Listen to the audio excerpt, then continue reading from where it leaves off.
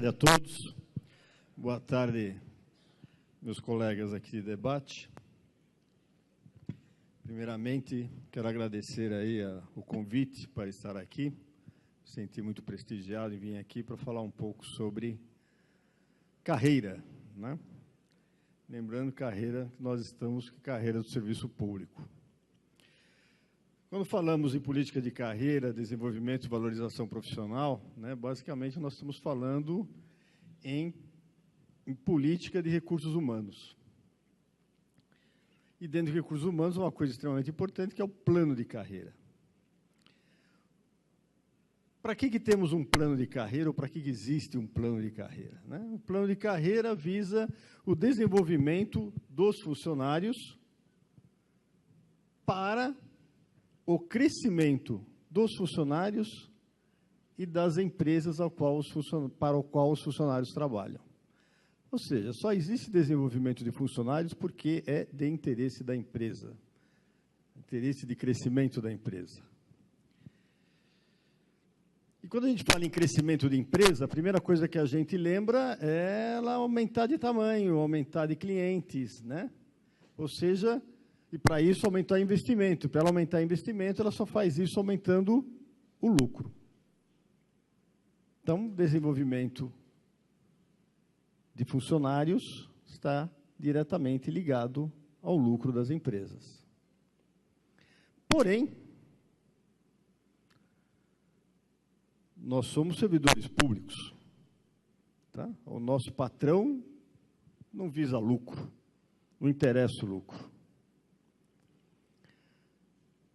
O crescimento do serviço público não vem do lucro. O crescimento do serviço público está diretamente ligado ao crescimento do país, que tem duas vertentes.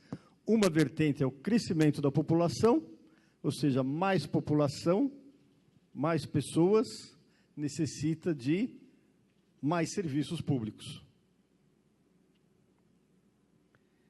E a outra vertente é o crescimento da riqueza do país. Quanto mais o país fica rico, mais a sua própria população começa a desejar melhores serviços públicos, e serviços públicos de mais intensidade. A outra vertente que se fala, então, se não é, vamos falar em crescimento, já que o crescimento, no nosso caso, depende de outros fatores, então é aumento de produtividade das empresas. Então, valorização profissional, crescimento profissional, diretamente ligado à produtividade. E aí, produtividade, vamos lembrar, vem de produção. E produção não é bem também o objetivo final de um governo. O que nós somos servidores públicos. E servidores públicos, o que fazem, está no próprio nome, presta serviço. Basicamente, presta serviço à população. E é por isso que as carreiras do serviço público, elas estão embasadas no tempo de serviço. Dentro da lógica que quanto mais tempo de serviço, mais experiente você fica em relação ao trabalho que você executa. Então, nós temos um plano de carreira que ele, pura e simplesmente, cresce de acordo com o tempo, né? E o que nós temos aí é planos de carreira no caso de vocês, são 16 níveis, né? No meu caso, lá são 13 níveis, e um monte de níveis, baseado pura e simplesmente no tempo que você trabalha. Baseado no tempo que trabalha, nós não necessitaríamos ter carreiras tão longas. Eu diria que nós precisávamos ter somente 3 níveis.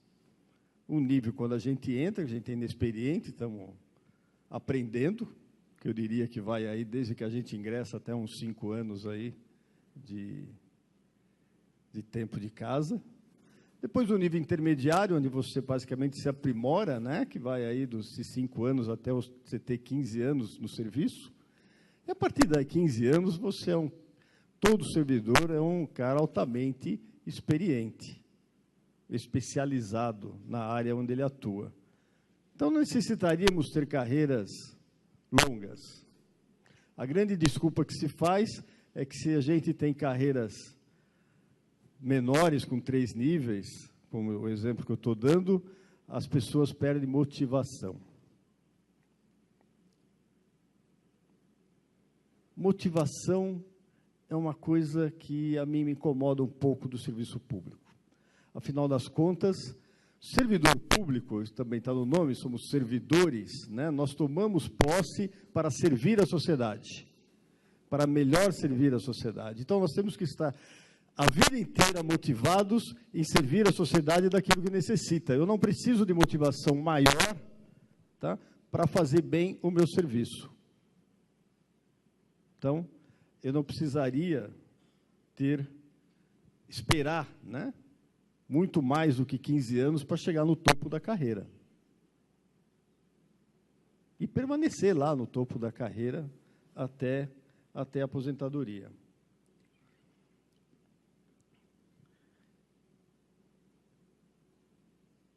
Nesses últimos tempos, né, se a gente pegar os últimos governos, nessa questão de crescimento e valorização dos servidores, nós tivemos o governo do FHC. O governo do FHC foi um que investiu na capacitação dos servidores, através lá do MARI, né, Ministério de Administração e Reforma do Estado. Investiu na capacitação, porém, achatou o salário de todo mundo. Desvalorizou a remuneração do serviço público. Depois tivemos o Lula fez uma valorização, aí sim, da remuneração do serviço público, mas abandonou um pouco a capacitação. E nos últimos tempos de governo Dilma, nós entramos num ritmo aí, que até culminou essa última negociação, que, para mim, foi o ritmo do chororô. Quem tinha mais poder de choro, chorava mais e mais alto, conseguiu levar melhor. Carece nesse Estado, no Estado brasileiro, uma real política de recursos humanos. Por que vocês estão aí, né? Por que há tanta diferença remuneratória em carreiras que trabalham para o Estado? As carreiras estratégicas do Estado deveriam ser todas muito bem remuneradas. As carreiras estratégicas são aquelas que pensam o Estado, são aquelas que trabalham efetivamente para o crescimento do Estado. Essas carreiras deveriam estar todas terem remunerações equivalentes. Não faz sentido termos em carreiras de Estado remunerações tão diferenciadas como a que a gente tem. E hoje nós estamos, e o pior, né? Um Estado que seja desenvolvido, o que está realmente em desenvolvimento, precisa pensar exatamente nisso, em valorizar os seus servidores que servem para o crescimento do país. Hoje, infelizmente, no Brasil, nós temos um Estado, que eu diria, policialesco, né? Os maiores salários do serviço público brasileiro é da polícia, é dos advogados e é dos magistrados. Ou seja, é quem prende, quem defende e quem julga. As carreiras de importância mesmo, que regulam o país, que fazem normatização, que fazem fiscalização, tá? Ou seja, que fazem as atividades típicas de Estado, elas são menor valorizadas. E isso há uma necessidade de melhorarmos essa política. E deixando um pouco o plano de carreira, pensando mais em desenvolvimento e valorização, aí não tem como a gente deixar de falar de meritocracia. Meritocracia é a grande moda, o governo vem tentando implantar ferramentas de meritocracia para o serviço público já há muitos anos, com grandes dificuldades e fracassos. Mas meritocracia é uma coisa antiga dentro do serviço público. Ela foi introduzida em 1936, quando introduziram o concurso público. O concurso público é uma forma de você entrar no serviço público pela meritocracia. Você faz uma prova e os melhores entram no serviço público, passam. Porém, hoje, quando se fala em meritocracia, fala-se muito em avaliação de desempenho. Só que a avaliação de desempenho no serviço público, quando pensam nisso, só pensam em punir. Não se fala em avaliação de desempenho no serviço público por causa dos ditames da lei, né? Em fazer diferenciação, em melhorar, em dar prêmios, vamos dizer assim. Falam-se em punição. E aí eu dou até um exemplo lá da onde eu venho, que é o Banco Central, que tentou aí nos últimos 2 anos implementar uma gestão de desempenho, avaliação de desempenho, onde punia a progressão na carreira. E em face disso, por isso que eu sou fervorosamente contra essas carreiras monstruosas que a gente tem. Só que punição, para punir o funcionário, que é o que se fala por aí, é para punir o funcionário preguiçoso, que não entrega o trabalho, né? Que só bate cartão. Para isso, a lei já tem processo administrativo. Basta as chefias terem coragem, né? Que é isso que elas não fazem, não têm coragem de implantar um processo administrativo contra alguém. Mas para isso já existe, não precisamos inventar novas ferramentas, utilizar a avaliação de desempenho, que no serviço privado serve para dar prêmio, e trazer ele, adaptar para o serviço público para punir. Não tem a mínima lógica.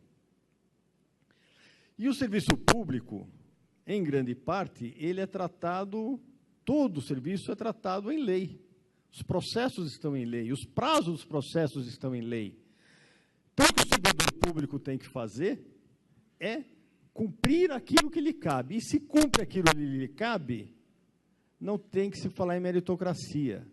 Ele já está fazendo o que lhe cabe, portanto, se ele faz o que lhe cabe ter a plena remuneração a que tem direito. E deveríamos, sim, usar a avaliação de desempenho ou a meritocracia, não vou nem dizer em avaliação de desempenho, mas a meritocracia, tá? Para a melhoria do serviço, para dar treinamento, para perceber as deficiências que as pessoas têm, para dar treinamento, capacitá-las profissionalmente, para que elas melhorem a execução do serviço para o qual elas têm que cumprir. Mas, infelizmente, né, o nosso sistema de meritocracia não questiona isso, né? Não vai verificar onde estão as deficiências do profissional. Ela não questiona métodos de trabalho, que muitas vezes os métodos de trabalho nossos, no serviço público, são retrógrados, muitas vezes com rotinas desnecessárias, tá? Que você é obrigado a fazer porque está lá, né? Você é obrigado a fazer. E que muitas vezes não serve para ninguém, para nada. Então, isso faz com que o serviço público não seja produtivo. Opa, vamos lembrar lá atrás, uma das questões de desenvolvimento de recursos humanos, depois de recursos humanos, é melhorar a produtividade. É melhorar a qualidade do nosso serviço. Produtividade no serviço público é melhorar a qualidade do nosso serviço. É atender aquilo que o cidadão faz. Então, tudo que se discute hoje em meritocracia no serviço público, a meu modo de ver, está com foco errado.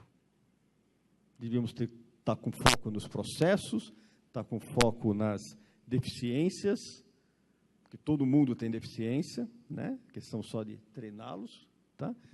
Com vistas a melhorar o nosso serviço. E a outro lado que está completamente equivocado nos nossos planos de desenvolvimento são os cargos estratégicos, os comissionamentos. Tá? Os comissionamentos hoje, como é que se consegue comissão? Em grande parte, né, por conchavo, por interesses, por acordos políticos. Por que não instituímos o concurso para os cargos de comissionamento?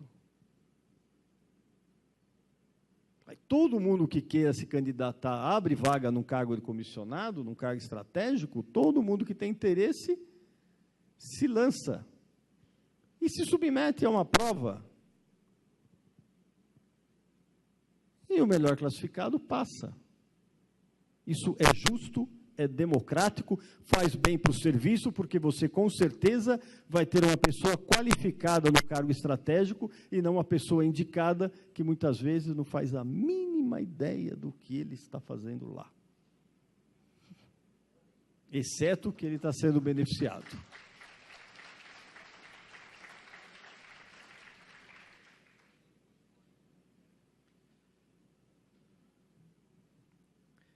E, por fim, já levantaram a plaquinha lá, que está no finalzinho. Eu queria só discordar um pouquinho do meu colega aqui do lado, quando ele falou que questão de cargos, discussão de carreira, etc. e tal, não deveria passar para o sindicato. Eu penso de forma contrária. Os sindicatos, pelo menos no serviço público, têm que serem atores importantes, juntamente com o governo, não é para ficar só na mão do sindicato, óbvio, mas juntamente com o governo, na estruturação de suas carreiras. Depois você terá o tempo, né? Mas pelo menos foi o que eu entendi. Né? Se eu me equivoquei, peço desculpa, sem dúvida nenhuma, tá? Mas pelo menos foi o que eu tinha entendido. E aí eu venho lembrar vocês, né, até reforçar, que é uma batalha que nós vamos ter lá no Congresso, né, porque está em discussão o PL 3831, de 2015, que fala sobre negociação coletiva, tenta regulamentar a negociação coletiva, é um projeto que já foi aprovado no Senado e está lá na Câmara, e um dos bons dele é que ele empodera os sindicatos nesse sentido. Ele diz lá muito bem que a abrangência da negociação coletiva será definida livremente pelos representantes dos servidores e do ente estatal envolvido na negociação. Tá? Então, a dupla responsabilidade aí. E é objeto de negociação coletiva todas as questões relacionadas aos servidores, incluindo plano de carreira, criação, transformação e extinção de cargos, funções e empregos, remuneração, revisão geral anual da remuneração, o regime, estabilidade e avaliação de desempenho, condições de trabalho, planos de saúde, planos de capacitação, aposentadoria, política de recursos humanos, a qualidade nos serviços que são prestados e na estrutura e funcionamento da administração pública. Ou seja, o sindicato passa a ser coautor, juntamente com o governo, não só da carreira, mas também do órgão. Como melhorar, aí sim, o foco. Com o sindicato junto, tenho certeza que não vamos perder o foco. E qual é o foco? O foco é atender melhor a sociedade, é fazer com que o órgão sirva única e exclusivamente à sociedade. E que o servidor do órgão seja... E que o servidor do órgão seja devidamente qualificado e remunerado de acordo com a importância do cargo exigido pelo país. É isso aí, muito obrigado. Daru, rapidinho, eu vou pedir Vênia aí para fazer uma pergunta, viu? Deixa, viu, Aninha? Mas você falou na questão das carreiras, de níveis, né? Isso me chamou a atenção, eu vou até fundamentar o porquê faço a pergunta, porque quando os colegas que entram, nós que entramos, as carreiras são assim, nos primeiros níveis você ganha abaixo do piso, não é verdade? E lá em cima você ganha, principalmente nós que não temos subsídio, você ganha um VB e um monte de gratificação. Então fica essa velha discussão. E a gente percebe, uma carreira tem 13, outra tem 9, outra tem 16, acho que o carreirão tem 20. A pergunta de plano para você é o seguinte: existe algum estudo que estimule, não desestimule o cidadão na carreira? Você tem conhecimento disso aí ou não? Isso é coisa para RH, né? Mas vai lá. Olha, estudo, não tem, tá? Ao menos meu conhecimento não tem. Baseado na formulação da estrutura de carreira, desconheço. Mas é muito utilizado a estrutura de carreira para justificar motivações e desmotivações, né? E aí eu dou exemplo lá, onde eu estou, lá do Banco Central, que que a gente já teve um pouco mais de níveis, caímos para 13 níveis, nós somos uma carreira de 13 níveis atualmente, e estamos batalhando por uma carreira de 4 níveis, né? E a grande mote que tem, mas aí o pessoal fica desestimulado, porque fica ao mesmo tempo ganhando o mesmo salário, né? E aí a pessoa se desestimula, tá? Não tem, eu diria que é uma falácia, porque não tem comprovação nenhuma científica a respeito disso, mas eu acho que o que mais motiva o servidor, tá? É uma coisa que o Gilmar falou, né? É ele saber o resultado que deu o trabalho dele. Porque o trabalho dentro do serviço público ele é muito burocratizado, você faz uma parte, passa para uma outra instância, e depois você não tem mais notícia do que aconteceu com o teu trabalho. O que é pior, às vezes você não tem mais nem acesso ao processo ao qual você fez parte, numa falta de autonomia absurda. Tá? Então, isso é o que te desmotiva, você não saber para que serve o teu trabalho, qual a importância do teu trabalho, porque não há uma formação, ou menos eu desconheço também, uma formação ou uma informação da utilidade do seu trabalho. Não há um treinamento para que você faz o seu trabalho. Tá? Ele é muito burocratizado. Então, isso sim desmotiva você não ser capacitado, você não ter condições de treinamento, existir uma política de capacitação e você não conseguir ter acesso a essa capacitação, isso sim é o que desmotiva. Eu acho que simplesmente os salários, se você sabe que você está ganhando bem, é isso que importa. Agora, sim, quando você tem assimetrias de salário com outras carreiras que você considera congênero e você está abaixo, assim, isso desmotiva, sem dúvida nenhuma.